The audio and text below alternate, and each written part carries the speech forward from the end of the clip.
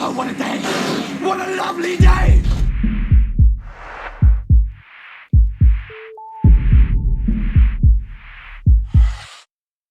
Welcome to Flat Earth United.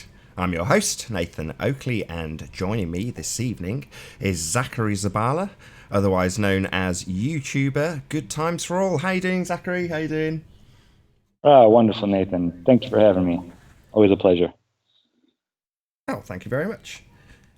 This is a cold conversation for you and I, because we've never ever chatted about this. So it's going to be an interesting No. one because there's no lead up to it and there's no preamble that we've had. So hopefully it'll be a really smooth conversation. We shall see. Oh, yeah, I'm sure it will. So, I could talk about psychopaths forever. well, me too. I mean, it's. I don't know how I got into Psychopaths now. It's such a long time ago since I looked at it, and there's probably people already in the chat saying, "Ah, this is so 10 years ago," and it's like, well, probably yes, but there's going to be people out there undoubtedly that have not touched on this subject or have a limited understanding about the subject, and everybody's understanding of this 5% of the Western world should be better, in my opinion.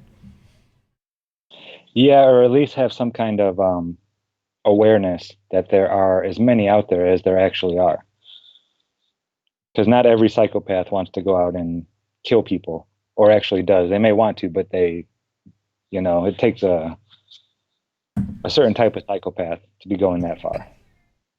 Absolutely. But I mean, I think here in the blood's US, really it's expensive. I was going to say it's 200,000. one of those old terms from the Godfather series that blood is expensive, and it's not just necessarily the actual the moolah, the cost involved. It's the time and the effort and the energy for your cold-hearted psychopath that they don't want to invest in that sort of behaviour. So very few of them are actually, the TV type portrayal of a psychopath, and that type of a psychopath does exist, but they're very few and far between. Plus, the other misapprehension that most people have is that it's the Norman Bates type character, and he's a schizophrenic. He's not a psychopath at all. Yeah, absolute, total opposite of the spectrum. Psychopaths, they're actually, I mean, there's a sociopath and then there's a psychopath. And both of them have, well, psychopaths, they say, don't feel empathy at all. They cannot put themselves in other people's shoes and think, wow, that has to hurt or that has to be, they just can't do that. They don't have that switch. Whereas they say people who are sociopaths, they can kind of put themselves in other people's position, but more or less they just don't care. A psychopath will study people and try to mimic them to be normal. They will want to seem normal to other people. And they say most psychopaths are highly intelligent. They're very good at hiding everything and mimicking and manipulating others, telling people what they want to hear. Whereas a sociopath will try to belittle people and put them down and almost try to get a sense of power over you. Whereas the psychopath, you're not going to notice it as much. It won't be as in your face. Yeah, I think it's something like over 200,000 psychopaths are diagnosed every year. Oh, what, using the what would it be, the DSM? Actually, a doctor in Mhm. front of them.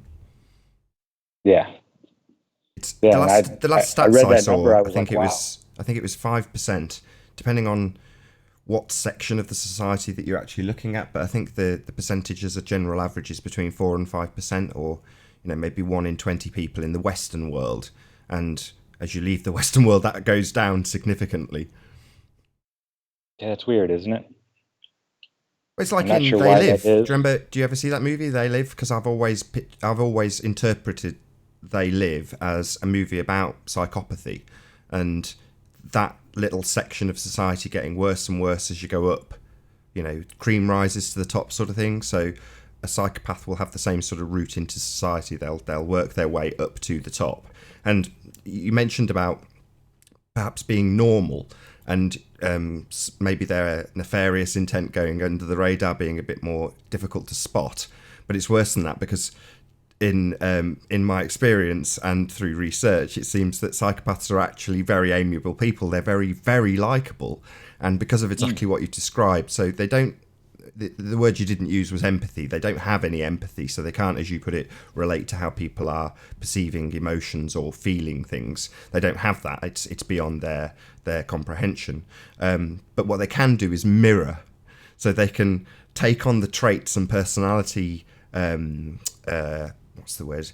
The very essence of what somebody actually is in their personality is what a psychopath will pick up on and then try and reflect back to that person. So it's sometimes described as the mask of the psychopath, because you will encounter a psychopath and then find, oh, this guy's just like me, or this girl's just like me. They've got a lot in common with me and we seem to get on and talk about the same things. And 9 times out of 10, it's because they've actually done their research, unbeknownst to you.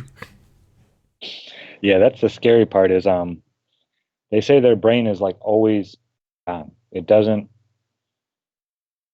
I don't know, they don't have that not just a lack of empathy, but the lack of feeling almost any emotions.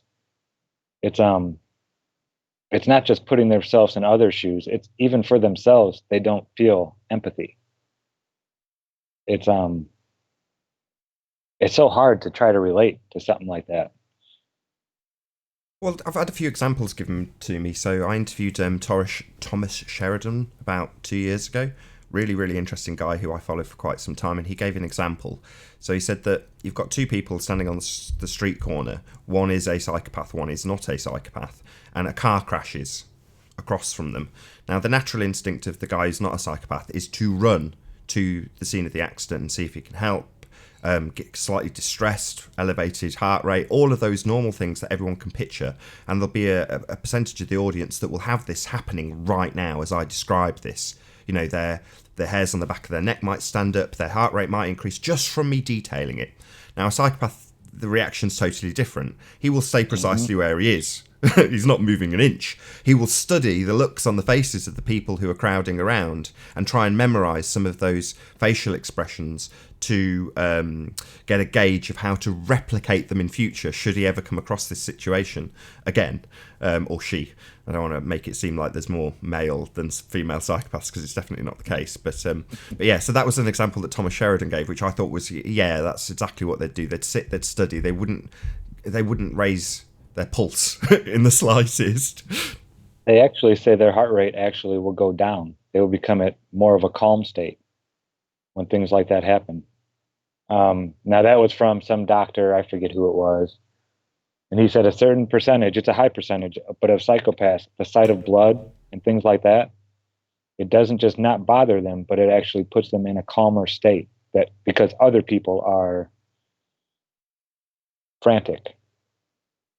I don't know if it is so they can study better or this or that, but they tend to it doesn't bother them. The blood and the gore and the, like I said, they have no empathy even for themselves. They don't, I don't even know if they ever contemplate themselves dying. I don't know. That's why there's so many people that want to study psychopaths, especially the really, really wicked ones that they get joy from bringing others pain. Well, this is the genuine depiction of the murdering psychopath, isn't it? So this is Ted Bundy. He's my go-to murdering psychopath. Oh, everybody loved him.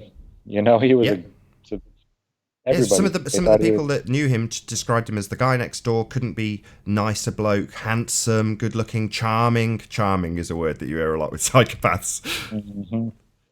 Yeah, John Wayne Gacy. He was a pillar of his community. I mean, it's amazing because these people are so smart, but yet alone at the same time. They get caught by making the craziest, stupidest mistakes that you could think of, really. It's almost like they want to be caught, I think. Because none of them are stupid. That's like a prerequisite for being a psychopath, is you are highly intelligent. Especially if you get to be at an adult age, 30 something plus, and have not been diagnosed and nobody knows you, you are very well versed at your trade, you know, your craft or whatever you're doing. If you haven't been found out by that time, you're going to have to do something pretty drastic to get caught. And they're out there. That's the craziest part about it, is everybody in the audience probably knows a psychopath. And it, like we said, it's not somebody that goes around killing people or this and that. Um, and they're very good at hiding. But yeah, like you said, 1 out of 20 people.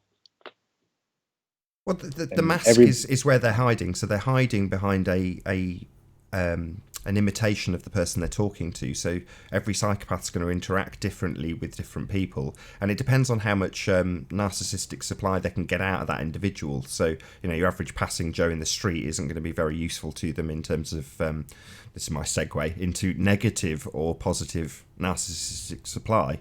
If I can get my tongue around it.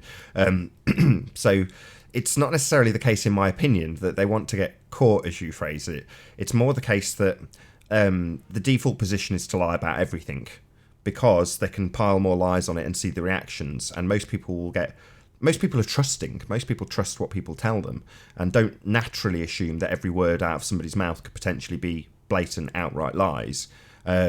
Especially when those blatant, outright lies are about yourself. In other words, they're mirroring your actions back to you. So for me, just pick something benign. I'm a hi-fi enthusiast. So you get chatting to somebody and suddenly you find out that they're into hi-fi and have had a nice hi-fi, and you get chatting about it. So you're not suddenly thinking, I need to put my guard up here. This person could be pack of lies, total nonsense, never seen a hi-fi in his life.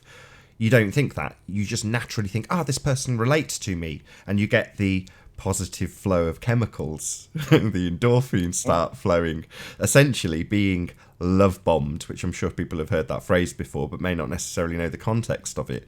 But essentially, when you have that interaction with potentially a psychopath, or anybody for that matter, if you have a common ground, something to relate to the person with, you do naturally fill your brain with, is it epinephrine, I think is the one, and there's a whole bunch of them. I used to know all these about a couple of years ago, but a whole bunch of dopamine and endorphins that go into your brain that make you feel very, very good about yourself, especially if you found common ground with somebody. And they play on that, and you will, as a natural thing, want that again. In other words, you will want to reinforce that feeling of love. That's why it's called love bombing. It's not necessarily male or female. We're talking just people, man to man, woman to woman, man to woman, etc., etc. It's just that feeling of connection will be what they play on when they are mirroring your actions and kind of basically becoming you in a nutshell. I've heard this one lady didn't know she was diagnosed as a psychopath. And she was probably I think late 20s, somewhere right around there.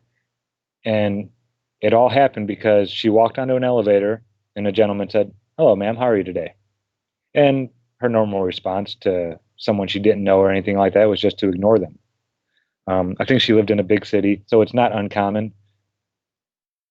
And as he was walking out, he got off at a floor that she wasn't getting off on. He said, "You might want to be checked out to see if you may be a psychopath." And said it real nice and polite, and then just walked on his way.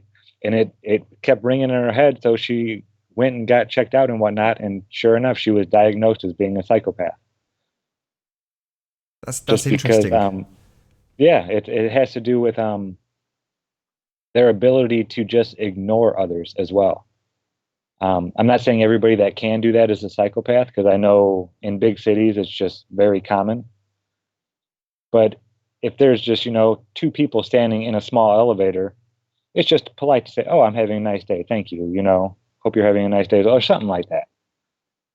Especially, and he was an elderly man, and the elderly are all about talking.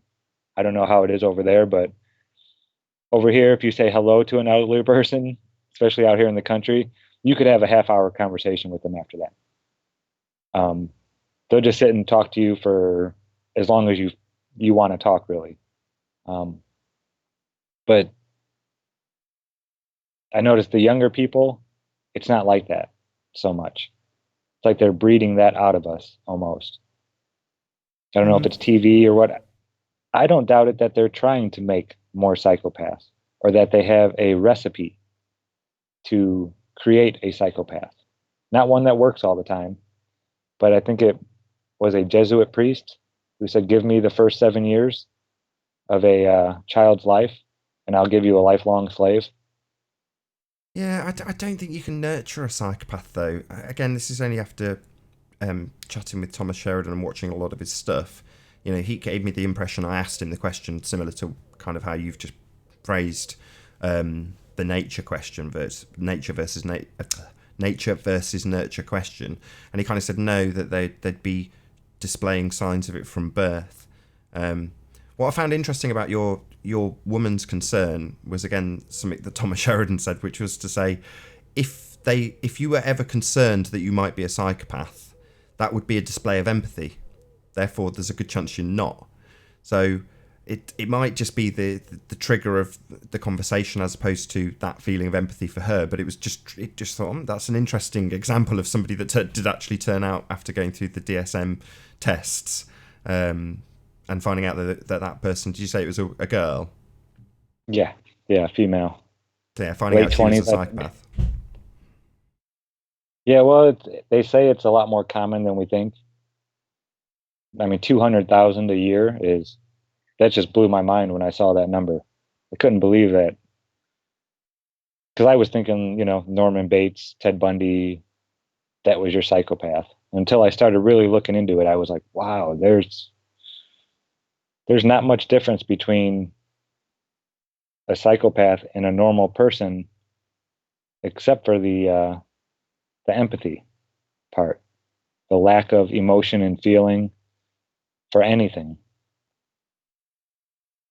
Right. And it's even, I mean, animals, these people, they don't have pets. They don't, or if they do, it's to appear to be normal. Yes. It's not out of love. It's not out of, I don't know, it's hard to imagine. It is. No, you're I think there's exactly a right. spectrum. Same goes for children. So the psychopath will often try and normalise their existence with a wife and kids, so that they appear normal. Also because they've got total and ultimate control over the woman that they've married, or man that they've married in the case of a woman. But yeah, so They they'll try wouldn't get and married. Yeah, if again? they didn't have total control, there would be no marriage. They'd find somebody that they could. Right. So how did you come across all this information then? Did you just all read it in books, watch it on YouTube videos, read it on the net? Yeah, just pretty much. I did a little. Well, I was looking into secret societies and stuff like that, and yeah, and it kind of came across while I was doing that. The whole Illuminati families and stuff like that, and the big secret society families where the children are born into the secret societies. They almost as if they don't have a choice. And some of the stories that I had heard, that's where I got the whole trying to breed a psychopath. Like I said, it wouldn't take always. It's not like baking a cake. But I think they have a good way of trying to turn down at least the emotion, the empathy scale. Some people, they can watch a commercial on TV and start crying. Where then you get to the psychopath level, which is at the other end of the spectrum, and you could stab a little puppy in front of, or kill a family member of theirs, and they wouldn't shed a tear, wouldn't even really react. It's that big of a spectrum, and I think there's people all along both sides. It's not like you're either a Definitely. psychopath or you're Don Juan, the greatest lover ever. There's people right in the middle. I think the sociopaths are just a little bit to the psychopath side, because they say they still can feel, but they're very good at ignoring it, that little voice, the conscious, whereas a psychopath doesn't have a conscious. There is no little voice in their head telling them that it's wrong. Again, I'll have to be just told off in the comments if I get this terminology wrong, but I think it's that their base instincts, their predatory instincts, tongue twisters, a lot of these words, their predatory instincts come from the pineal gland. In other words, this is fight or flight responses at a base level that they're operating in. So that's why perhaps when you say that they're actually becoming more calm when they see things unfolding or being considered distressful to others, they may actually become more calm in those circumstances, because it is a opportunity, so you need to remain calm if you're in a predatory mode. I don't know. I'm just talking off the top of my head, but it's just, again, interesting that you've got a very different take on it to me, especially as you've looked into actually nurturing psychopaths into existence, presumably through, childhood manipulation. But, like I say, when it was Thomas Sheridan explaining it, he was saying that the certain types of characteristics you could see from birth, pretty much. I think he went into a detailed explanation about breastfeeding and various different attributes of small children that are actually psychopathic from birth, frighteningly enough. But in terms of the scale, when you describe that scale, yes, I think you're talking just for 100% of people. There's some people who sit higher on the narcissistic scale than others, and other people sit higher on the empathic scale than others. But ultimately speaking, as you say, the people we are describing are at the very top of this scale. They have absolutely no empathy whatsoever. So it's not like they slide into that mode, not at all. They're permanently there. But however, a guy I've been watching, not so much recently, but certainly in the last year, a guy called Knowing the Narcissist, who, again, who's the other guy that's similar? Sam Vaknin is a self-confessed psychopath. He makes videos about psychopaths, as is the guy I've forgotten his name now, but the guy who runs the channel called Knowing the Narcissist. And he categorises it slightly differently in the regards that there are definite degrees of intelligence scale and even self-awareness of psychopathy at the very highest level. So he would class himself as, of course, the elite highest of psychopaths with the best of quality of brain. Yeah. But yes, Tudor, his name is H.G. Tudor. So not that I'm saying he isn't or anything along those lines, but nonetheless, he says he's a self-aware psychopath, top of the range psychopath. But bottom of the range would be your average sort of scumbag, parasite, thief, just swindler, con artist, the type of scumbag that's beating his wife to keep control of her, that sort of thing. That guy's definitely not self-aware, definitely not a smart psychopath. Whereas as you go up those range, he would have lower psychopath, lower mid, lower high, and then you go into the mid-range psychopaths that are, again, not aware but can run a slightly longer con, or work their way into a marriage to bleed a woman dry and things like that. Just a bit more smart, and then you go up and up and up in terms of the scale and how good they are. And obviously at the top of the pile you've got the people that end up in government, and because they are genuinely smart as well as being ruthless and psychopathic. Have you ever seen the now, I'm not saying Barack Obama is a psychopath, but after Barry got out of college, he went and followed, I forget the guy's name. He's a doctor. But you hear the man speak at a speech, a couple years before Obama stepped into office and became, he was a senator. Anyway, he emulated this man's speech pattern, the way he talked, everything, to a T. You could tell where he's learned his mannerisms and his overall tone.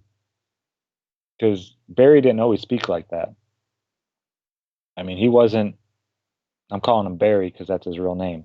And a lot of people don't know that, Barry Soetoro. But yeah, he was one of the people, after I learned about psychopaths, I was watching that video and I was like, wow, this is crazy. He saw that guy and he wanted to be just like him. And it's scary how much of a change it went from before to after. Even the way he was, the way he spoke on a lot of his college term papers and stuff like that, about being a self-aware black man, this and that, yada, yada, yada, fighting the system and the evil white man and this and that and yada, yada, yada, to where he became a politician, and all that kind of speak went away, which you almost have to be a politician. But it was just, it's scary, the transformation. Oh, no, I know exactly what you're saying. Again, I can't remember I can't credit who said this particular instance, but let's say that and I can test this myself actually. So you'd see a picture of somebody that you knew or had interactions with. Obviously, we're talking psychopathy here, so a psychopath, and potentially you could see them a few years later after if you have been discarded by that psychopath. You cross paths with them and they look, or you see a photograph of them or whatever, something along those lines, and they can look like a completely different person. They can sound like a completely different person, and you can almost not recognize them as the individual that you once knew. And the reality is because they're not. What they were when you knew them was yourself being mirrored back to you. And that's what your experience with that person was. So when you describe Barack Obama mirroring a trait that is useful for him in his position or gaining that position, that makes total sense, and I'm not afraid to say that I'm sure 99% of politicians are psychopaths. So, it's not a stretch to say that. Yeah, they say, what was I going to say? It just escaped when you said that. That's okay. I could move on to a slightly different topic, which is the area of triangulation, which is to say that if you use an example of somebody who's in a marriage potentially, so they're tied to the person in a very permanent way, and they are no longer useful to the psychopath, so they're about to be discarded, just to set the scene.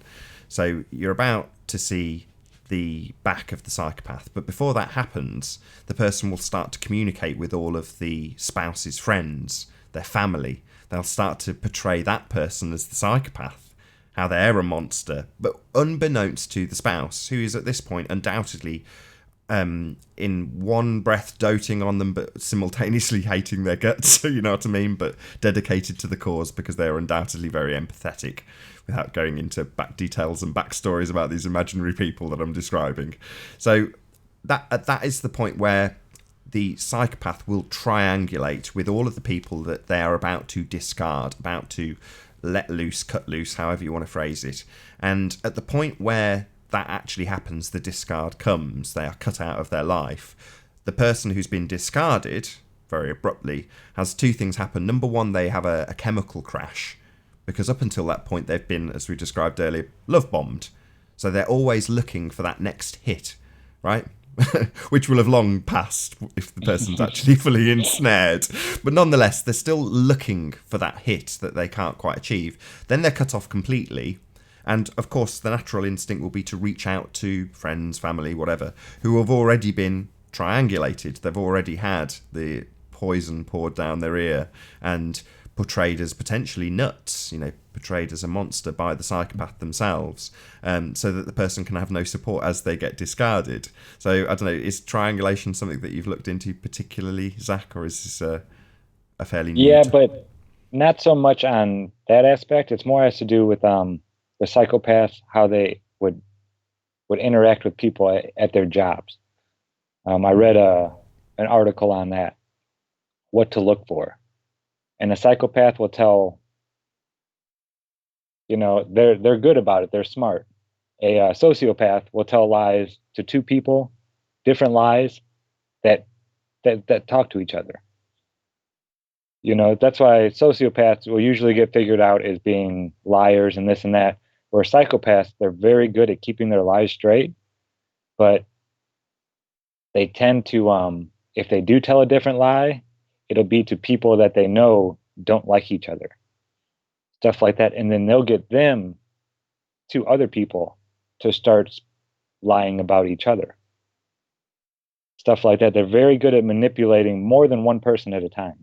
They'll manipulate multiple people to get their way, to get a higher position at work, to get somebody fired, to get, a certain thing that they want at work to happen.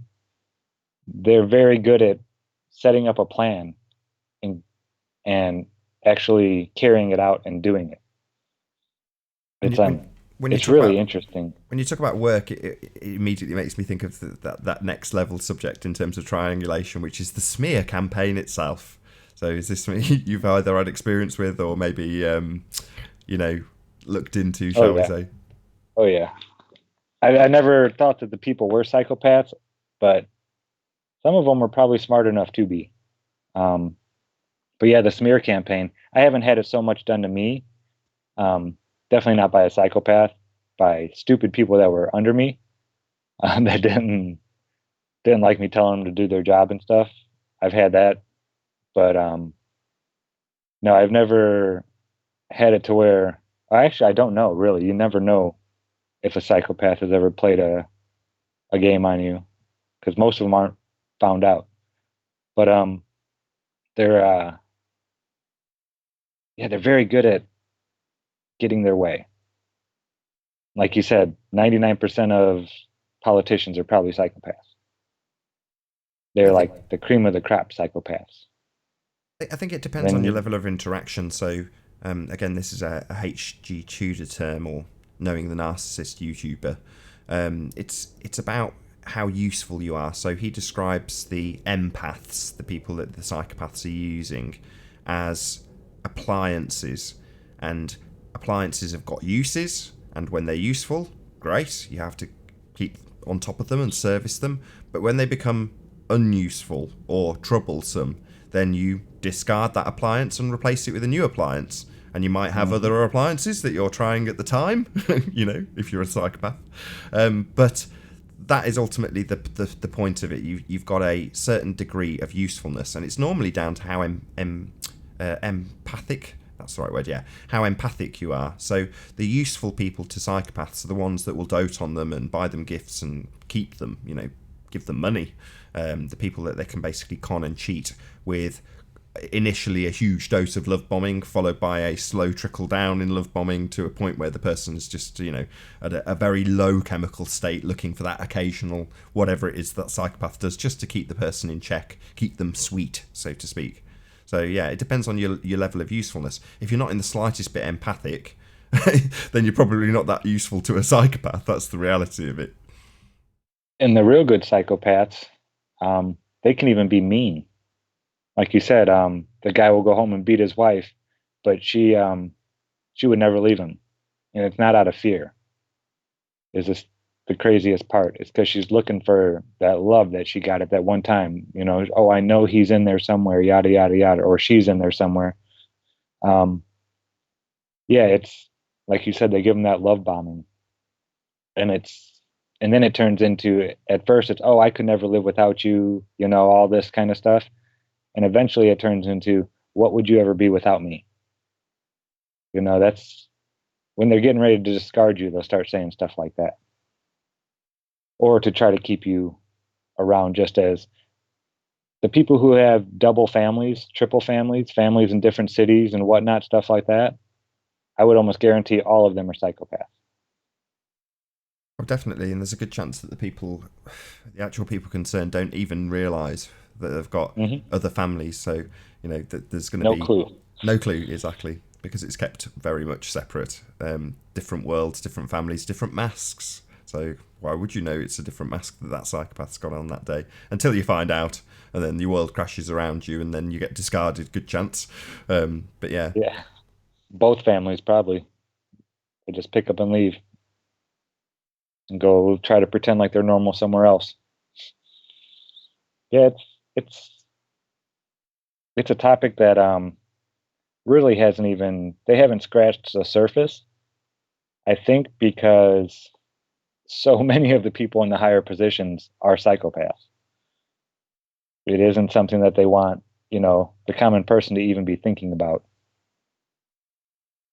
no, definitely not. Well, they've tried to lie about it in the media, as I say, straight away with Norman Bates.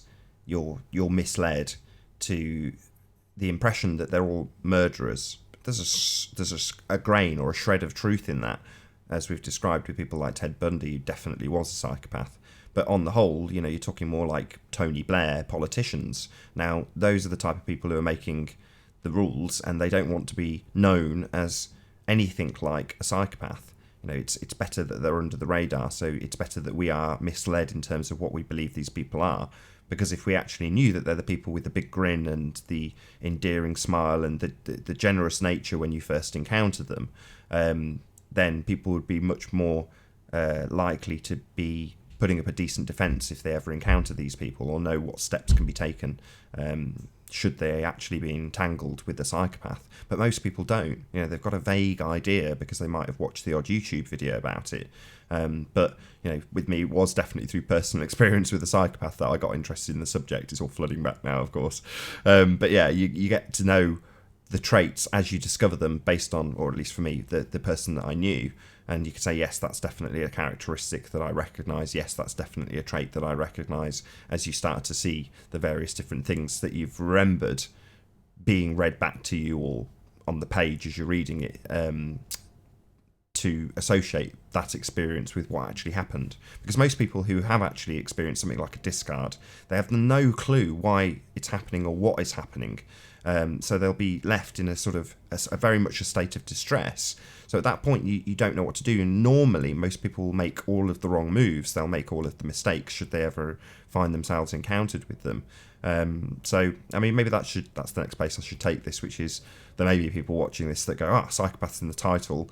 I suspect I'm dealing with a psychopath at the moment. It doesn't matter if it's a girlfriend, boyfriend, boss, whoever. But they might think, well, what do I do? Well, you've actually only got one solution. There's literally only one solution to dealing with psychopaths, believe it or not. And it's the age-old adage of no contact ever again. Now, I'm sure you've heard that phrase before. Yeah, that's the only... There are some doctors that say that there's not a cure, but they can move out of this. And they're probably either psychopaths themselves or have somebody very close to them that is a psychopath that they believe came out of being naive, really. I don't think you can teach empathy. It's not something... I mean, that's the main basis of all of this is you have to be able to feel for other people, to be able to put yourself in their shoes and say, okay, I'm not going to go over there and, hurt this person either emotionally, physically, however, because I wouldn't want that done to me. They can't do that. They don't, that doesn't even cross their mind. And not at all. They do not care. They, I have to swear to do this, but they do not give a fuck. That's the only way to put it. Yeah, they don't. They don't know how. It's that little thing inside of most of us that tells you, hey, don't do that again. That was wrong.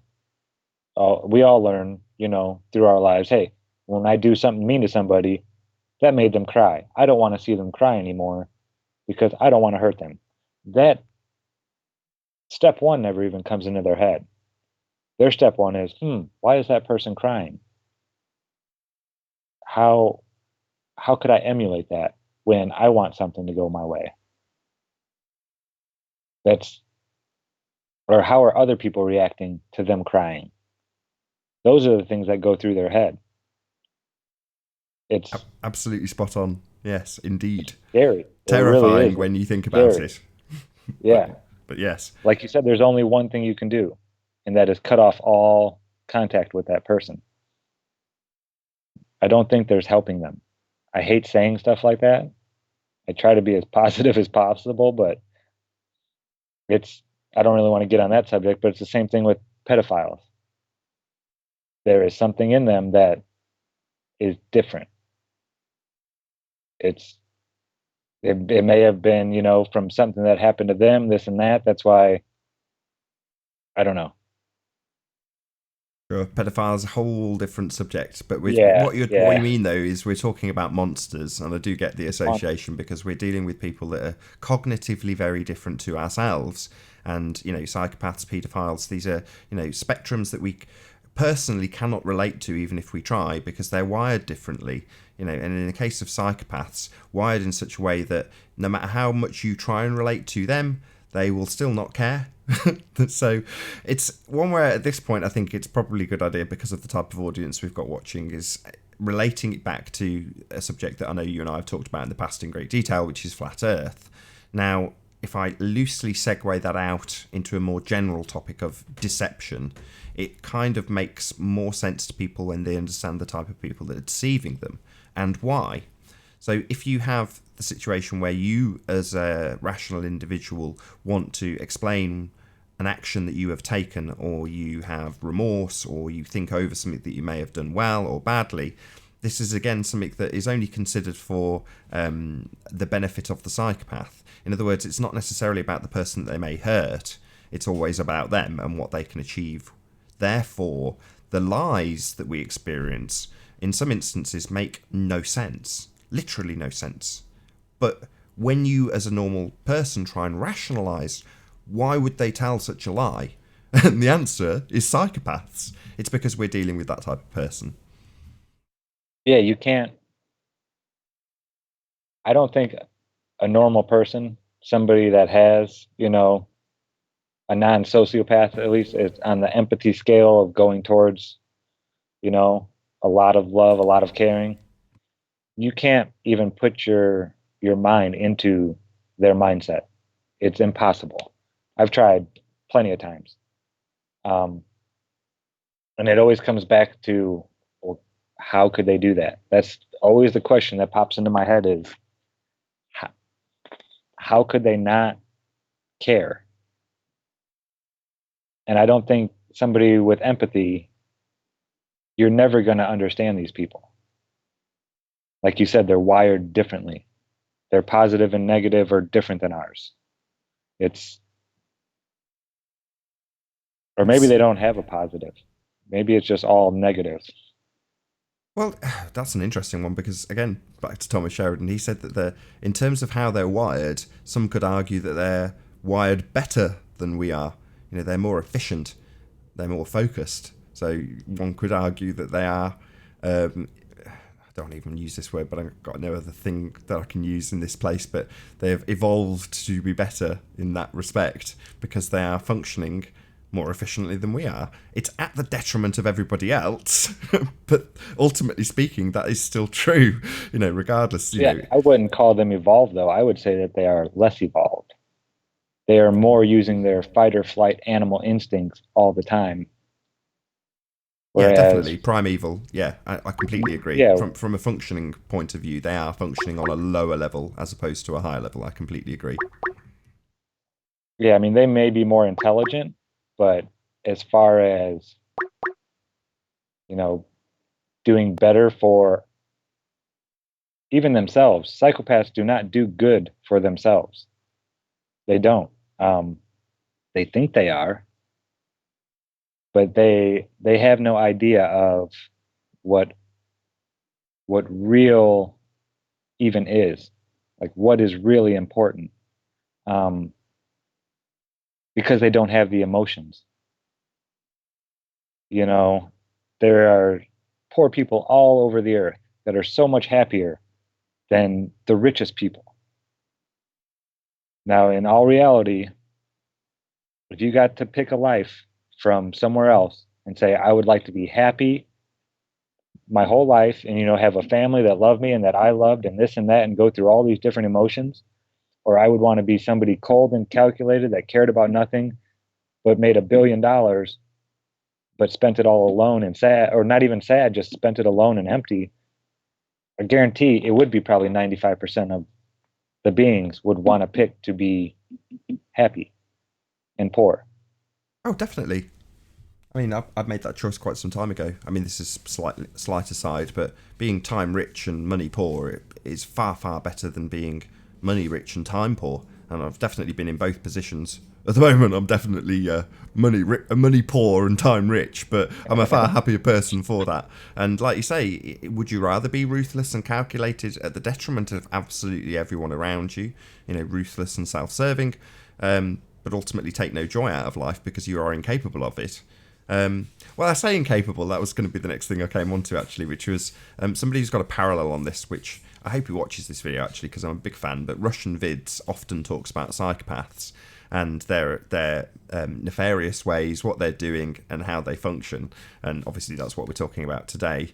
But it does make a lot of sense when you know what what duping is and what duper's delight is, which is something that the lies that are associated with psychopaths go hand in hand with duping and duper's delight, that wry smile that someone gets at the corner of their mouth that they can't but help when they've got one over on somebody. And that's ultimately what a lot of the lies and deception we have in, I think, the current setting we find ourselves as flat earthers. We're in a very conspiratorial realm where people are yeah, some of them are bonkers, but some of them are pointing out genuine discrepancies in things that we see in the mainstream media, in the way that we're governed, all of these things. And, some are more aware than others. But ultimately speaking, someone like Russian Vids is pointing out that it's just a joke to a lot of the people who are putting this stuff out there. They are literally duping us for their own amusement. Yeah, I could see that. I'm wondering why the flat Earth has been put out the way it has. So, I mean, they could make it so it would never show up on a recommended video right off the get-go.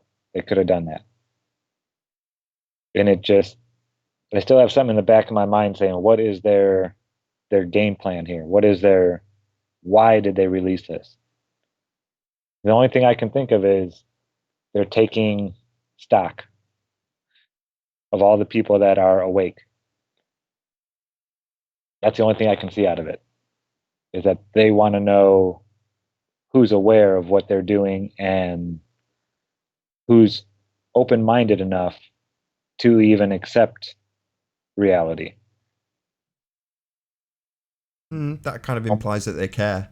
I think if it's been put out intentionally at all, it would be for the same reasons it was put out in the 70s, and I don't know when it was prior to that, probably in the 30s. But yeah, they put it out periodically so that it can be ridiculed. So initially, I certainly felt 3 years ago like we were in a very tiny corner of the internet and we were only there to be ridiculed. So people remembered, you must ridicule flat earthers. And anything goes, just go and call them idiots. It's perfectly fine and it'll feel good.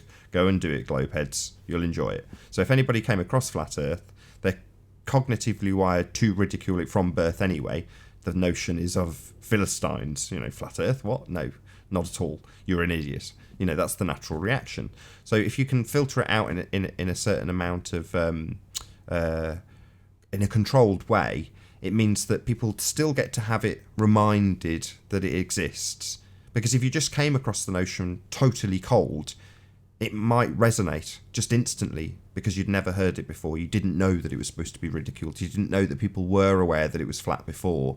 So I think in that instance, they've got to drip it out. So that being the case, it might be the case that it's just gone out of control. In other words, too many people have spread the information, not been downtrodden by whoever's trying to, shut them up, which is everyone.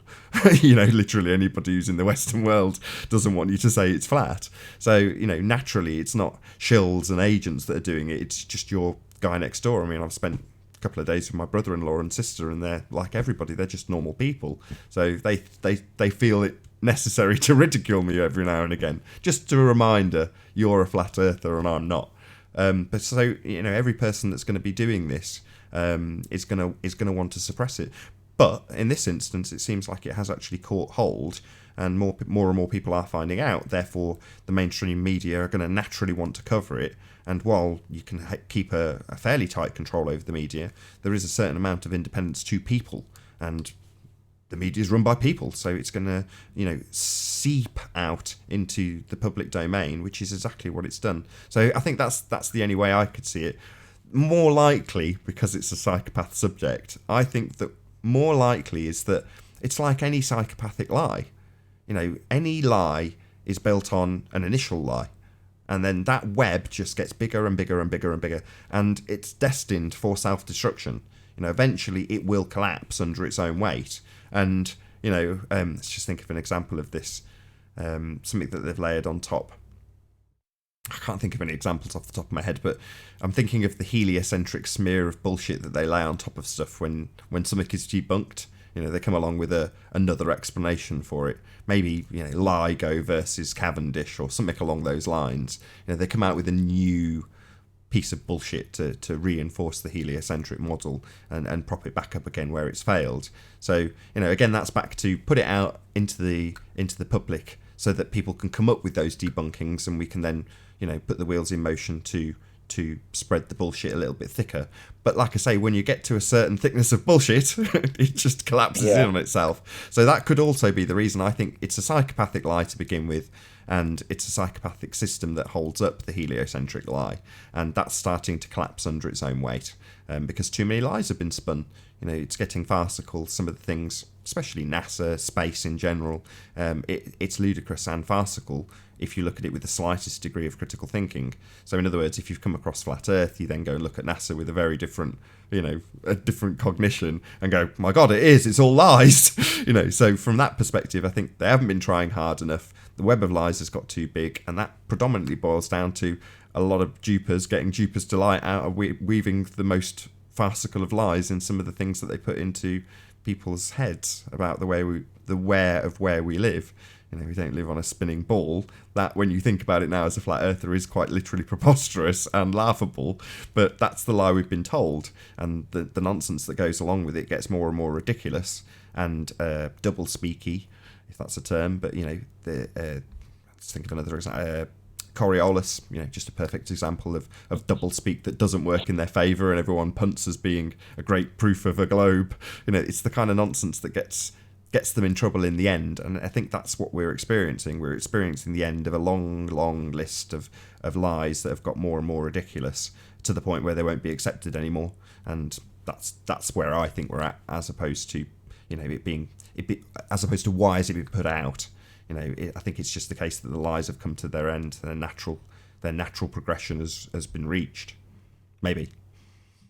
Yeah, I can see that. I don't think we're at the end quite yet. I see academia, it's going to take a little bit of time. The mob will be awake before the academics will, I think. And that's scary to me. You would hope it'd be the other way around, but the way I see academics anymore, it's people who can parrot and memorize very well, but there aren't that many critical thinkers anymore. And that's by design. They don't teach people to think critically anymore. You see and I'm sure everybody that's been on TV talking about, oh, well, Aristophanes figured this out over 2,000 years ago. Most of them are probably just reading a script, but I think a lot of these educated people actually believe this stuff. They can't even see the fact that, hey, if the sun were closer, it would do the same thing. That never even crosses their mind. Or if they hear it, they have the cognitive dissonance where that just rolls right off. And they say, no, it can't be. So I'm not even going to entertain that idea. Well, when they look into it, they'll get caught up in doublespeak. But I mean, we're off the subject slightly of psychopaths now, but that's yeah, good. We that's are. Fine. Yeah. It's fine. It's fine. I mean, I was just thinking of an example off the top of my head, which was Sleeping Warrior and a chap that's a science teacher, and they got chatting. I think Anthony even did a test with him, a GCSE test, which is like the high school equivalency or whatever you would call it over there, the test that you get at the end of schooling, and having done it and passed, they then got to have a debate on flat Earth. Now, it was open. In other words, Anthony passed him all the questions, told him exactly what he was going to be finding out from him and the rebuttals. So he had everything that he needed. But when the show actually began, he didn't do what he was expected to do by Anthony, which was to stick to science, stick to what he's been taught, apply that methodology. Instead, he went to the pictures from space and, all the stuff that normal Joe Blogg's average would go to. And, it obviously took Anthony back because he was expecting something completely different. But literally, the people of science, in quotes, the people who are the educated amongst us, would absolutely take that cognitive route quicker than recognise that it defies their own education. And I think the doublespeak is the worst in education. That is where the doublespeak gets to farcical levels. And the same thing applies. Education is power, and I think it attracts the same type of psychopathy. There's my segue, subtle. So you still end up with people in positions of power in the education system, and whether or not they recognise the deceit is irrelevant. They just recognise the power, and whether or not they can keep it is whether or not they will toe the line, keep the momentum of whatever it is that's being punted, because that's their job, and they can exercise power within that if they have control over whatever discipline that they are controlling. Excuse me. So I think psychopathy in education is no different to politics. There's going to be psychopaths at the top of the chain in either. Wouldn't you agree? Oh yeah, they have no emotion, so it's oh, I just had it too. They have no even oh, you just said an emotion and it was perfect. I'm having another brain fart. That's all right. I'll have the same brain fart with you at the same time. I don't know. I don't know what word I used. They oh well, about teaching. What did you say about oh the lying, teaching lies and stuff like that, that doesn't bother them. They don't have the I'm not oh, it was a good word too. Not morality or the moral compass or anything like that. Oh, it's just power. It always They do comes down whatever to they have to keep in power. yeah, exactly. What So they will tell the anybody nonsense is whatever they irrelevant. want to In hear. other words, if the book is wrong, but the book is what they Doesn't are due matter. to teach, then that doesn't matter in the slightest. The Yeah. contradictions are irrelevant. It's more about the power There and is the no position that they hold. nobility, there is no they don't have those feelings. Even feelings of self-worth and things like that. Like you said, they're on an animal instinct level. It's, I need to eat just to eat, to survive. I need to keep my body temperature a certain way. And those are like the three main things they're actually, if they worry at all, those are the things they worry about. Everything else is like they're a computer almost. They Okay. they don't have the feeling. I'm going to make some Like I said, recommendations, I reckon. most So people can't. Yeah, most people can't comprehend a psychopath. I don't think anybody that isn't a psychopath could comprehend a psychopath. well, that's something I'm going to reiterate then. So if you ever have that question going through your head, I wonder if I am a psychopath, then you're not. There you go. It wouldn't cross your mind. You wouldn't care. No, you wouldn't care about asking that question in the first place. You just wouldn't care. Hmm. Now, according to Israel, I'll make a few plugs for a few channels. So if people have been interested in the conversation, they can go elsewhere and get better information than I have. You've been really good, Zach. But I will make some recommendations to some channels. So Oh, absolutely. the one I've mentioned a couple of times already, which is Knowing the Narcissist. So HG Tudor. So Knowing the Narcissist is his YouTube channel name, and he makes very frequent videos. They're about 10 minutes long-ish, normally just narration with a backdrop, but very, very informed about psychopathy, and a good listen, easy to listen to. The other one is Thomas Sheridan. Again, I've mentioned him a few times, but yeah, he doesn't necessarily do so much these days on psychopathy. It's what he's renowned for, but has moved on to other topics. But certainly some of the stuff from maybe about 5 to 10 years ago, he was top of his game in terms of psychopathy and the information he put out there. So definitely check out Thomas Sheridan. I'll put links to both Thomas Sheridan and HG Tudor in the info box below this video once it's rendered, so that you can have at least a dabble in some of these subjects. Hopefully you'll find it interesting. So yeah, was there anything you wanted to add in terms of psychopathy, Zach, that we haven't touched on maybe? No, I mean, no, not really. I mean, we kind of covered all the bases. Um, just how people need to realize there are a lot more of them out there than, like you said, it's 1 in 20, 5%. So take a look at some of the people that you know, and I'm not saying study them or anything, but just kind of be aware when something's going awry, when things are going a little bit, try to keep your cool if you can, or if it's somebody else, and take a look around and see who's doing exactly what you're doing. Don't do it because you have no empathy, but just try it. Just take a look around and see who's really being calm and cool and collected. And 9 out of 10 times, I bet that person will be a psychopath. And if that's the case, you want to run a mile from that person. It's the only way to win. Yeah, No contact. avoid them at all costs. Yeah. Well, that's maybe the thing to round out on in that case, Zach. So yeah, the only solution is no contact ever again, and what that actually means. So if you the easiest one is a boyfriend / girlfriend, depending on what you are. But yeah, if that person is needing removing from your life, you have to remove them, which is to say that you never, ever, ever contact them again. Now, contact, most people think that means proactively picking up the phone and calling them, which it doesn't. It means you don't look at their Facebook profile anymore. You don't try and find out what they're doing with their friends. You don't keep tabs on them. None of it. In other words, you completely cut them out of their life. And the place that most people go wrong is with the triangulation aspect of it.